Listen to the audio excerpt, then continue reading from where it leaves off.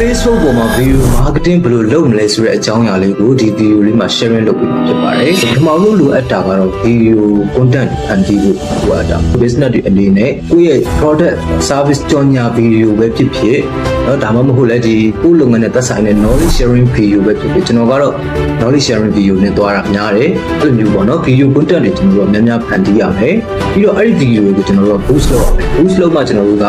လူများများမြင်မှာကျွန်တော်ကိုယ်တိုင်လည်းအဲ့ဒီလိုမျိုးနည်းလမ်းတွေသုံးနေဒါမှဒီလိုမျိုး video တွေကိုကျွန်တော်တို့က post လုပ်လိုက်ပြီဆိုလို့ရှိရင်စိတ်ဝင်စားတဲ့သူတွေကဒီ video ကိုကြည့်တဲ့အခါ video ကိုအဆုံးထိကြည့်တဲ့သူလည်းရှိမယ်ဒါမှမဟုတ်15စက္ကန့်လောက်ပဲကြည့်ပြီးကြော်သွားတဲ့သူလည်းရှိမယ်ဒါ15စက္ကန့်လောက်ကြည့်တယ်ဆိုရင် Facebook ကဒါမှဒီ video ကို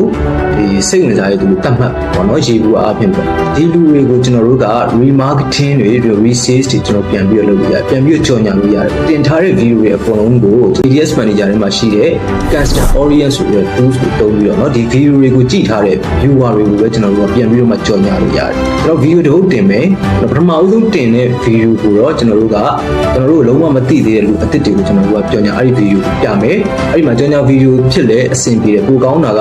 knowledge sharing video လောက်တာကပိုပြီးတော့မှကောင်းပါတယ် knowledge sharing video ဆိုတာကလူစိတ်ဝင်စားမှုများတဲ့ video တွေဖြစ်ပါတယ် content အမျိုးအစားတွေဖြစ်ပါတယ်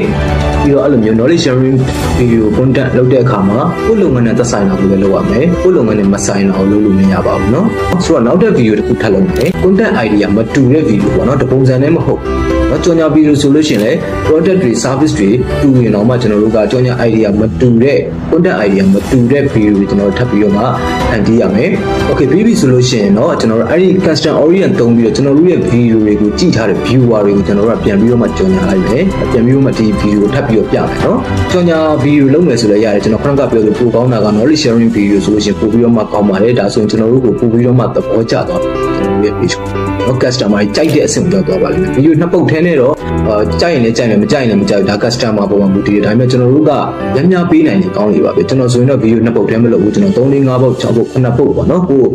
sharing လုပ်ပေးနိုင်သလားတက်နိုင်ဆုံးအများဆုံးပေးပါတယ်ဆိုတော့သူတို့ကကျွန်တော် knowledge ပေးတာကိုသဘောကျတဲ့အတွက်ကျွန်တော်တို့ရဲ့ page ကိုသိယုံနေမျိုးကြိုက်ပါကြိုက်လာတယ်ပေါ့နော်ဆိုတော့နောက်ဆုံးကြတော့မှကျွန်တော်တို့ကကြော်ညာ video ကိုဒေချာလေးဖန်တီးပြီးတော့မှကြည့်ထားတဲ့ viewer တွေကိုပြန်ပြီးတော့မှကြော်ညာလိုက်လို့ရှိရင်အရန်ထိရောက်ပါတယ်ဒီ viewer တွေကကျွန်တော်တို့ကို page ကိုသိလဲသိတယ်ကြိုက်လဲကြိုက်တယ်ခဏခဏတောက်လျှောက်ကျွန်တော် knowledge sharing တွေလုပ်နေတဲ့အတွက်ကျွန်တော်တို့ကိုယုံပြီးတာလည်းဖြစ်တယ်ဆိုတော့ခုရှိတယ်ကြည့်ထားတဲ့ viewer တွေနဲ့တူတဲ့ interest ချင်းတူမယ် demographic ချင်းတူမယ် behavior ချင်းတူတဲ့လူတွေပေါ့နော် audience တွေဒါတွေကိုကျွန်တော်တို့ Facebook auto ရှာဖိုင်းလို့ရတယ် lookalike audience လို့ခေါ်ပါတယ်ဒါတွေကတော့ ADS manager ကို laptop နဲ့ကျွန်တော်တို့ advanced level tools တွေသုံးတတ်တဲ့သူတွေမှာလုပ်တတ်ပါလိမ့်မယ်ကိုယ့်ရဲ့